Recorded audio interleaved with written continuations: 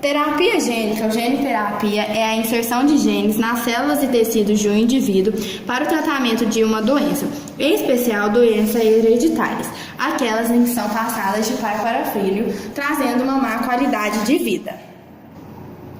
Na década de 80, iniciaram-se procedimentos para que houvessem a mutação de proteínas. Uma delas, como exemplo, era a insulina.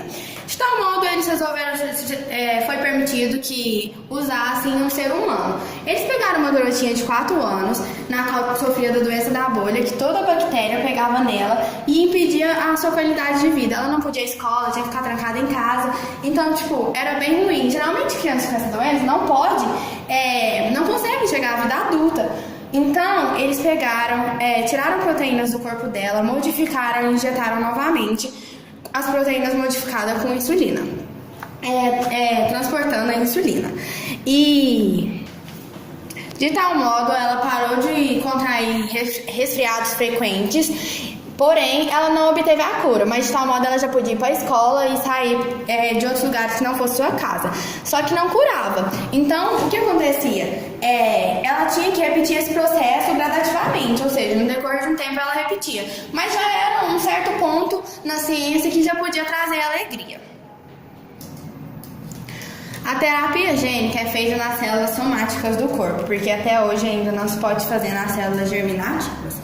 Então, ela é feita nas células somáticas no corpo de duas maneiras. Primeiramente, temos a transferência feita em ex vivo, que ocorre do lado de fora do corpo, quando você retira do indivíduo, através de um vetor, colocam em células no laboratório e modificam as células anômalas e colocam novamente no indivíduo. De tal modo, elas podem reagir e melhorar o processo. E temos também a transferência em vivo, que é aquela que ocorre já diretamente dentro do corpo com a injetação já do produto feito e melhora tudo.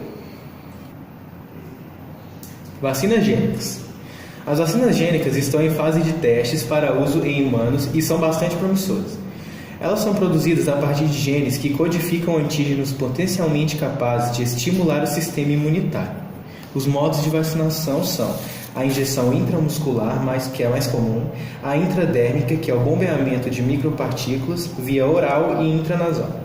Algumas vacinas gênicas em fase de estudo são para o combate à tuberculose, febre amarela, hepatite B e meningite bacteriana.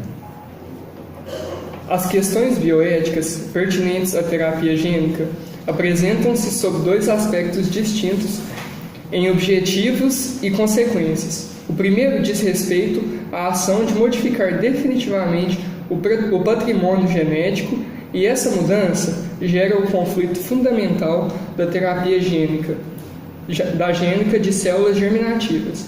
O segundo decorre da possibilidade de danos à saúde advindos de procedimentos técnicos inerentes à própria transferência do DNA. Os riscos previstos dizem respeito tanto à terapia gênica de células terminativas quanto à de células somáticas.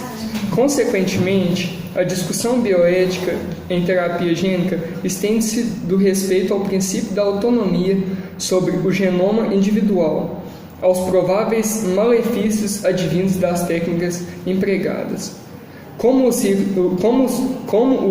riscos das consequências diretas dos procedimentos técnicos. Os aspectos bioéticos do binômio risco-benefício somente podem ser avaliados em paralelo ao conhecimento das técnicas em uso.